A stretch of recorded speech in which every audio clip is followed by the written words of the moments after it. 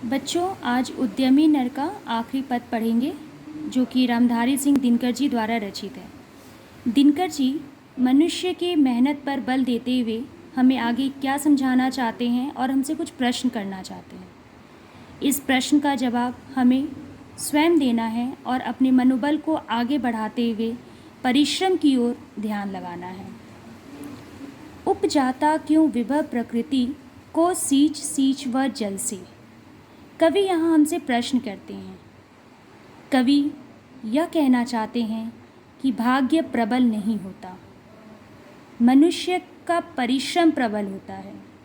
ईश्वर का दिया इस धरती पर सारी सुख सुविधाएं हैं, लेकिन वो सुख सुविधाएं हमारे पास स्वयं चलकर नहीं आती। उसके लिए मनुष्य को कठिन परिश्रम करना होता है।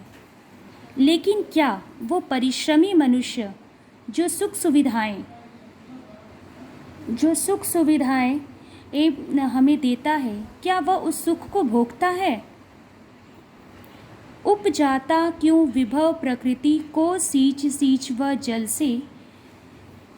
कवि कहते हैं कि मनुष्य अगर परिश्रम नहीं करता, भाग्य अगर उसका इतना प्रबल होता, तो धरती के धन उसके पास स्वयं चलकर आते, सींच सींच कर, अर्थात जल से सींच कर वो सारे धन्य धान्य उसे प्राप्त होते। क्यों ना उठा लेता, यहाँ प्रश्न करते हैं क्यों मनुष्य बिना परिश्रम के उसे नहीं उठा लेता अपनी किस्मत के बल पर। यहाँ व्यंग किया गया है उस मनुष्य को जो बिना परिश्रम के भाग्य पर जोर देते हैं, जो यह कहते फिरते हैं कि किस्मत में होगा तो वो हमें मिल जाएगा और नहीं होगा तो नहीं। अर्थात ऐसे मनुष्य परिश्रमी नहीं, आलसी होते हैं। उन्हें बैठे बैठाए दूसरे के मेहनत पर सुख भोगने की आदत होती है। एक मनुज का अर्थ होता है मनुष्य और संचित का अर्थ होता है इकट्ठा करना। कवि कहते हैं एक मनुज संचित करता है अर्थ पाप के बल से। एक मनुष्य मेहनत करके धन को इकट्ठा करता है और दूसरा मनुष्य उस पर अपना अधिकार जमाकर पाप कर कर उसके धन को इकट्ठा कर लेता है और भोगता, और क्या बोलकर उसका सुख भोगता है कि यह मेरी किस्मत में लिखा हुआ था ऐसे ही धन प्राप्त करना।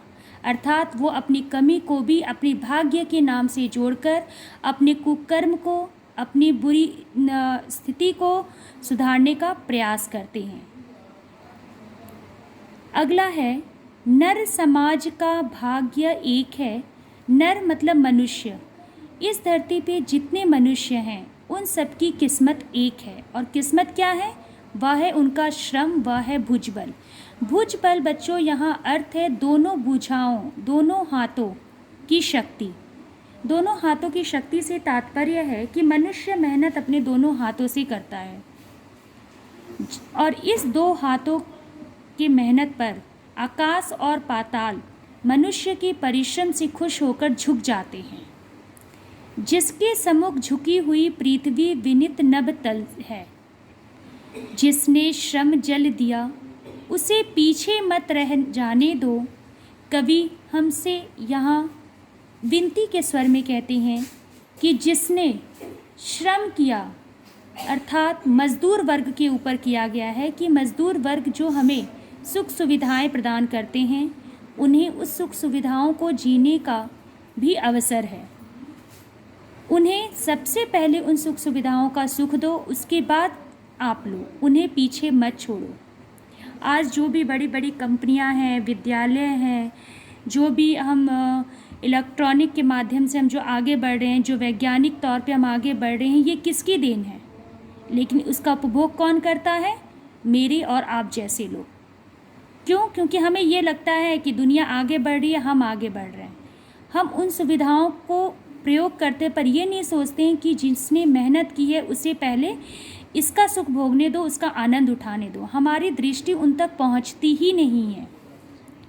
विचित्र प्रकृति से सबसे पहले उसको सुख पाने दो। कवि अंत में फिर विनती के स्वर में कहते हैं कि जिसने मेहनत किया है उसे सबसे पहले सुख भोगने दो, अर्थात उस मेहनत पे उसका हक सबसे पहले है।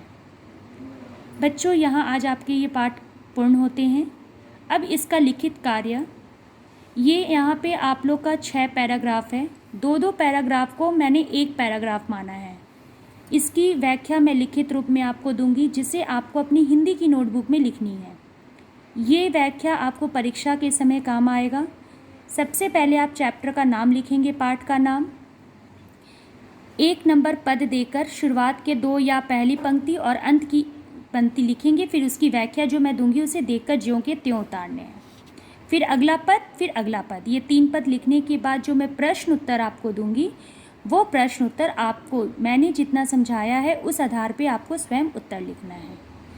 तो आज ही आपका तीसरा पाठ पूर्ण होता है। अगले वीडियो में मैं इसके लिखित कार्य आपको दूंगी। धन्यवाद। अगले वीडियो में मिलते हैं।